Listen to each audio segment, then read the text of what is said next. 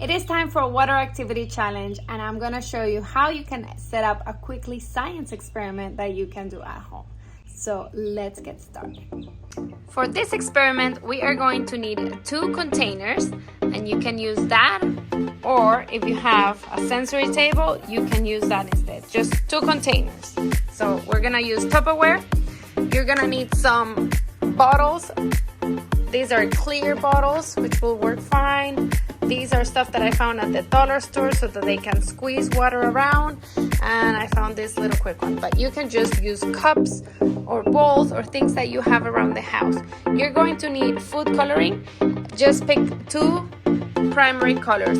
So blue, red, or yellow, pick 2. Because when we mix the water, we're going to create new colors. And I also found these, which I thought were fun, but they're not required. So all of these stuff are optional, because that's what's gonna do, is gonna help us just mix and match the water so that they can work on those fine motor skills and use their creativity.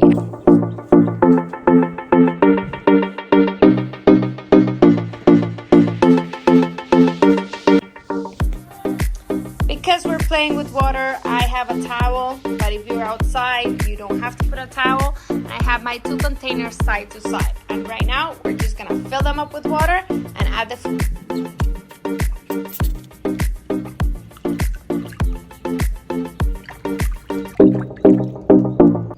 If you don't feel comfortable playing with so much water, what you can do is just add little cups of water, and you can put that in a tray, so that way you don't have so much water that you're worried to spill out, but they can still do the experiment and have some fun. And the last step is to present the activity in an inviting way. So this is what I'm doing. I actually move it out of the floor because we have the dogs and they're gonna wanna be drinking the water. So I took it out of the floor, put it on a table, and I just laid all the ingredients in an inviting way to encourage imagination and exploration. So I'm not mixing any of the colors. I'm leaving some of the bottles empty, some of them full, and then we'll just wait and see how he engages with the activity. So let's see how he does.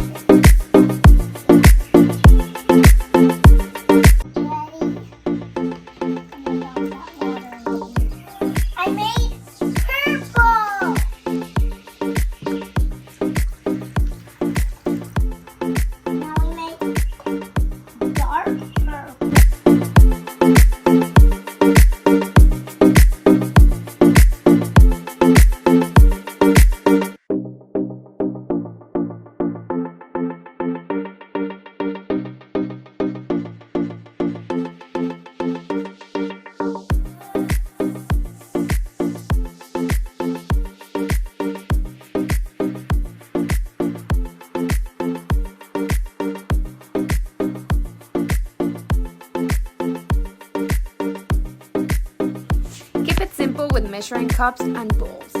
Add a muffin tin with a spoon. Add a dropper with a puppet toy. It doesn't matter which activity you choose and what supplies you provide. All of these activities are working on fine motor skills, transferring skills, and pouring skills. All important pre-writing skills for your child before pre-K. So have some fun, use what you have at home, and let them just explore. Grab your coffee, sit next to them, and I'll see you in the community.